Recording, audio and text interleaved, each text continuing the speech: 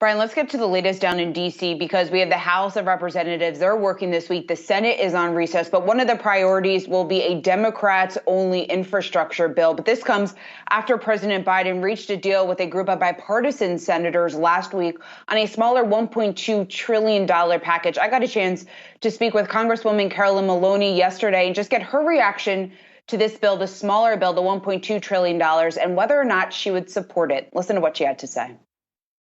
We need the 1.2 trillion. We need much, much more, but it's a start.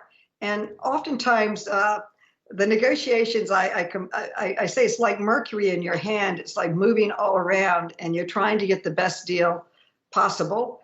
Part of infrastructure, which I support tremendously. I'm absolutely thrilled with President Biden's statement and belief that supporting the American family is part of the infrastructure of America. We talk about family values, but when you look at our policies, we are far behind the rest of the world. In 2019, I passed a bill for federal employees, which is under my jurisdiction, to give paid leave for the birth of a child.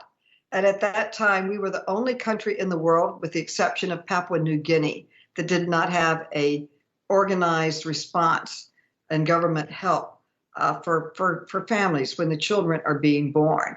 It's a very painful subject to many women because they were fired or threatened to be fired, including myself, for having a child. And to have that kind of support for the family is very important.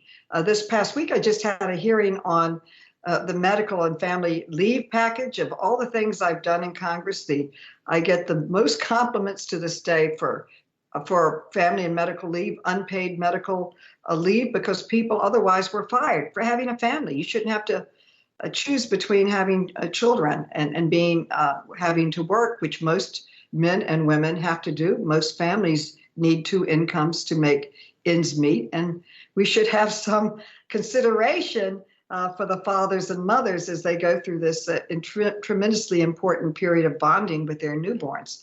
And now, the paid leave. Now, think about it. If you have COVID and you don't have paid leave and you don't have any support for your family, you're going to go to work sick and get everybody else sick. So paid leave, it makes sense. When somebody's sick, you don't want them in the office. And I would be in stores and hear people coughing, and I'd say, hey, they've got COVID. And we were stocking, and yet you knew if there was no paid leave or support for them, and they had to make money for their families.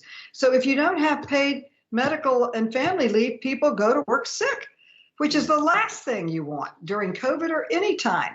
So this is just consideration for the American family, 12 weeks of paid leave for sickness and for the transition when your parents are dying, and for deployment. Deployment is a traumatic crisis for many families when the loved ones go out to combat zones. You don't know if you're going to see them again. It's very traumatic, and to allow some time to be together, I think, is important. So we got a little bit of a disagreement on that with the Republicans, but to me, I think that having paid family and medical leave should be like having a cup of water or a cup of coffee. Of course, people should have that kind of support for their families.